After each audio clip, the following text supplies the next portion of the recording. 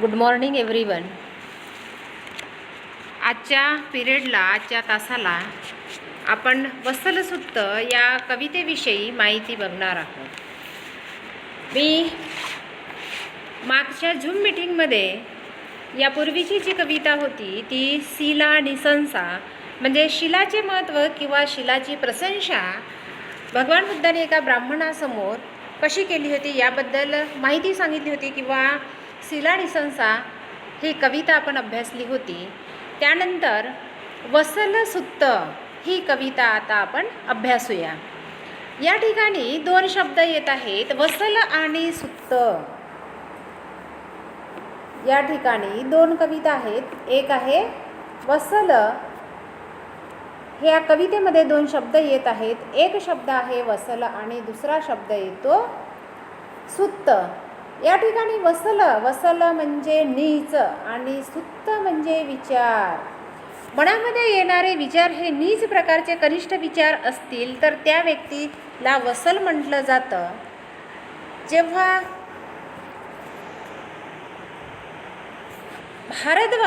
अग्निक भारद्वाज हा आपल्या घरी एक अग्निकुंड किंवा पूजा अर्चना करीत असतो आणि अग्निकुंडामध्ये वेगवेगळ्या प्रकारच्या सामग्री वस्तू तो टाकत असतो. त्यावेळेस भिक्षाटन करीत भगवान बुद्ध त्या अग्निक भारद्वाजाच्या घरापर्यंत पोचतात. त्यावेळेस तो अग्निक भारद्वाज ब्राह्मण भगवान बुद्धांना काय म्हणतो की हे मुंडका, हे श्रमणा, तू तिथेच थांब. तू इथपर्यंत येऊ नको किंवा पुढे येऊ नकोस. तू काय आहेस? वत्सल आहेस. काय म्हटलेलं आहे त्या ब्राह्मणाने भगवान बुद्धांना? तू वत्सल आहेस. वत्सल म्हणजे नीच प्रकारचा आहेस. त्यावेळेस भगवान बुद्धांना राग न येता भगवान बुद्ध त्या ब्राह्मणाला शांतपणे समजावून सांगतात की हे ब्राह्मण, तू मला वत्सल म्हणत आहे, पण तुला वत्सल म्हणजे काय याचा अर्थ तरी माहिती आहे काय? तर मग ऐक, वत्सल कुणाला म्हणावे ते मी तुला सांगतो आहे. जेव्हा भगवान बुद्धाने त्याला वत्सल कोणाला म्हणावं किंवा वत्सल कोण असतो हे जेव्हा भगवान बुद्धाने सांगितले त्यावेळेस तो अग्निक भारद्वाज भगवान बुद्धांना शरण जातो आणि शरण गेल्यानंतर तो सुद्धा भगवान बुद्धांचा शिष्य बनतो. या प्रकारे जेव्हा तो अग्निक भारद्वाज तो सुद्धा एक मनुष्य असतो आणि भगवान बुद्ध सुद्धा एक व्यक्तीच आहेत, मनुष्य आहेत. हे जेव्हा त्या वत्सला किंवा त्या अग्निक भारद्वाजाला म्हणजे समजावून सांगितलं जातं की त्याला सुद्धा कळतं की माणसामध्ये भेदाभेद करायला नको. माणसामध्ये कुठल्याही प्रकारचा भेद असू शकत नाही, तर फक्त त्यांच्या विचारामध्ये भेद असू शकते. हे जेव्हा त्याला कळते आणि तेव्हा तो भगवान बुद्धांना शरण जातो. ही जी कविता या ठिकाणी इयत्ता 12वीमध्ये रचित करण्यामागचा उद्देश आहे की आपणही वर्गामध्ये बसतो तर अनेक जातीचे, अनेक धर्माचे, अनेक विचारांचे विद्यार्थी या ठिकाणी येऊन बसत असतो. मग तुमच्या विद्यार्थ्यांमध्ये अनेक ठिकाणून आलेल्या विद्यार्थ्यांमध्ये कुठल्याही प्रकारचा भेदाभेद नसो. तू काळा की गोरा, तू उच्च की कनिष्ठ, तू श्रीमंत की गरीब असा कुठलाही भेदाभेद असायला नको. सामाजिक कल्याणासाठी, देशहिताच्या दृष्टीने हा भेदाभेद नष्ट व्हायला हवा. आणि म्हणूनच आपले देशाची सामाजिक समाजव्यवस्था टिकवून ठेवायची असेल तर आपसातील जो माणसामध्ये असलेला भेदाभेद हा नाहीसा व्हायला हवा. हीच मुख्य भूमिका किंवा हाच मुख्य उद्देश या कवितेमागे आपल्याला दिसून येतो. चला तर बघूया आपण या कवितेमध्ये भगवान बुद्धाने अग्निक भारद्वाजाला वत्सलविषयी काय सांगितलेलं आहे. वत्सल म्हणजे नीच, कनिष्ठ, मूर्ख सुद्धा म्हटलं जातं. मग मूर्ख कोणाला म्हणावं, वत्सल कोणाला म्हणावं हे भगवान बुद्धाने सांगितलेलं आहे. चला तर बघूया आता आपण मी ज्याप्रमाणे वाचन करते त्याप्रमाणेच वाचन तुम्ही करावे. वाचण्याची प्रॅक्टिस करा किंवा वाचून बघा. तुमच्या तोंडातून आपोआपच चांगले प्रोनाऊन्सिएशन, आपोआपच चांगले उच्चार निघू शकतात.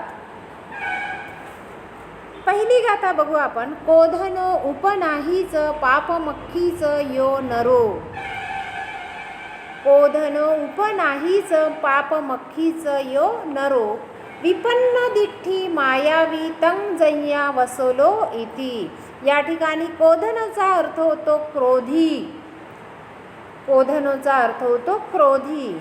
पापमख्खी पापवृत्ती, ईर्ष्यालू, दुसऱ्यांबद्दल जळण ज्याच्या मनामध्ये असते त्याला म्हटलं आहे पापमख्खी, ईर्ष्यालू. नरो म्हणजे नर, मनुष्य. जो मनुष्य क्रोधी, ईर्ष्यालू, विपन्न दिठ्ठी. विपन्न दिठ्ठी म्हणजेच विपरीत दृष्टी, मिथ्या दृष्टी, लोकांच्या बद्दल वाईट बघण्याची दृष्टी, वाईट विचाराची दृष्टी. मायावी, ज्याला मोहित करणारा म्हणतो, मायावी व्यक्ती. तंग जय्या. जय्या म्हणजे समजावे. तंग म्हणजे त्याला. तंगचा अर्थ होतो त्याला. जय्या समजावे. वसलो इति. कोणाला वसल समजावे? जो मनुष्य क्रोधी आहे, ईर्ष्यालू आहे, ज्याची दृष्टी मिथ्या आहे, मिथ्या दृष्टी आहे आणि तो मायावी आहे, तो म्हणजे कोण? वसल. त्यालाच वसल समजावे किंवा तोच व्यक्ती वसल समजला जातो. समजत नसेल तर मी पुन्हा सांगायला तयार आहे. फक्त मी कविता किंवा लेसन झाल्यानंतर मी तुमची झूम मीटिंग घेते. त्या झूम मीटिंगला मात्र अटेंड व्हा आणि मला प्रश्न विचारा आणि मला विचारा की मला समजलं नाही तर याचं कसं त्याचं कसं. ठीक आहे. चला आपण नंतरची गाथा बघूया. गामे वा यदी वा रय्ये यंग परेसंग ममायितं. गामे म्हणजे गाव. गावात असो वा यदी वा अरण्यात असो. गावात असो वा अरण्यात असो. रय्ये यंग परेसंग ममायितं. परेस दुसऱ्याच्या. रय्ये, रय्येचा अर्थ जसं म्हणतो अरण्यात. गावात असो किंवा अरण्यात असो किंवा त्याच्या किंवा दुसऱ्याच्या तो संपत्तीला आपली संपत्ती मानतो. थेया अदिन्नं. अदिन्नं म्हणजे न दिलेलं. अदिन्न न दिलेलं. आदियती. आदियती म्हणजे स्वतःची मानतो. न दिलेली वस्तूसुद्धा तो स्वतःची मानतो. तंग जय्या वसलो इति.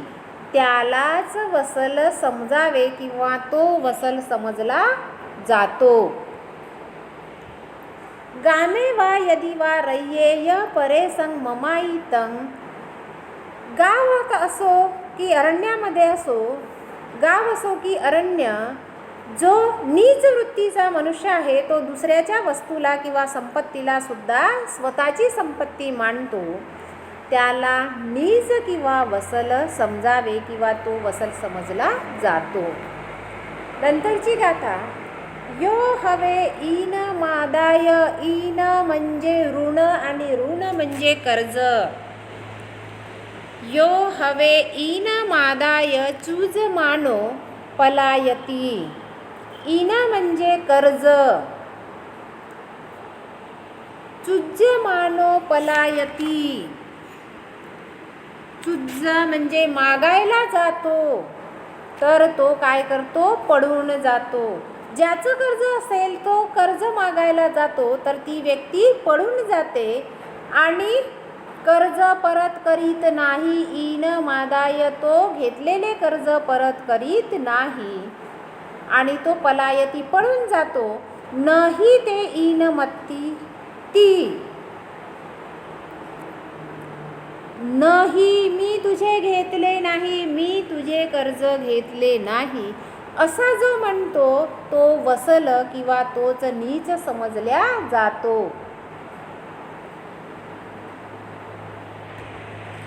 सॉरी, मी तुम्हाला पेज दाखवलेला नाही आणि मी मात्र समोर पुस्तकातून वाचन करत समोर चाललेली आहे. तुम्हाला याच्यामधलं काहीही समजणार नाही. बरं, मी पुन्हा एकदा वाचून दाखवते. पहिली जी गाथा आहे, कोधन उपनाहीच पाप मक्खीच यो नरो विपन्न दिठ्ठी मायावी तंगजय्या वसलो इति. काय सांगितलं आहे इथे की जो क्रोधी आहे, जो पापदृष्टीचा आहे, ईर्ष्यालू आहे, त्याची विपन्न दृष्टी, मिथ्या दृष्टी आहे, ती व्यक्ती नीच किंवा वसल समजली जाते किंवा तोच वसल समजला जातो. त्यानंतर गामे वा यदी वा रय्ये यंग परेसंग ममायितं. गाव असो की अरण्य असो, रय्ये अरण्यात असो, तो जिथे जाईल तिथली वस्तू न देता घेतो. स्वतःची आहे असे म्हणतो. न अदिन्नंग, न दिलेली वस्तू घेणे. अदिन्नचा अर्थ होतो न दिलेली वस्तू घेणे. दुसऱ्याची न दिलेली वस्तू तो घेतो, त्याला वसल म्हटल्या जातं किंवा तोच वसल समजला जातो. नंतर तिसरी गाथा, यो हवे इन मादाय. इन म्हणजे ऋण. इनचा अर्थ होतो ऋण. आता ऋण म्हणजे तुम्हाला माहिती नाही, ज्याला आपण म्हणतो कर्ज, लोन. ते कर्ज, दुसऱ्याकडून घेतलेले कर्ज, चुज्यमानो पलायती. मागायला गेले असता तो पलायती पळून जातो. चुज्यमानो मागितले असता, पलायती म्हणजे पळून जातो. ज्या कोणाचे कर्ज असेल त्याने कर्ज मागितले असेल तर तो पळून जातो. नाही ते इन मत्ती ती. तुझे माझ्याकडे कर्ज नाही असा तो म्हणतो, त्याला वसल समजावे आणि तोच वसल समजला जातो. यो अत्त हेतू पर हेतू धन हेतूच यो नरो. यो अत्त हेतू पर हेतू धन हेतूच यो नरो सखी पुठ्ठो मुसा बुत्ती. इथे म्हटलं आहे की जो मनुष्य आपल्या आणि दुसऱ्याच्या धनासाठी खोटी ग्वाही देतो, धन हेतू धनासाठी, दुसऱ्याच्या धनासाठी, पर हेतू दुसऱ्याच्या, अत्त हेतू आपल्या आणि दुसऱ्याच्याही धनासाठी, सखी पुट्टो, मुसा म्हणजे खोटे बोलतो, तो खोटे बोलतो, त्याला वसल समजावे आणि तोच वसल समजला जातो. आज आपण इथेच थांबू. मी आजच्या तासाला 4 गाथा समजावून सांगितलेल्या आहेत. नंतरच्या पिरियडला किंवा नंतरच्या तासाला आपण उरलेल्या गाथा बघूया. आज इथेच थांबू. धन्यवाद.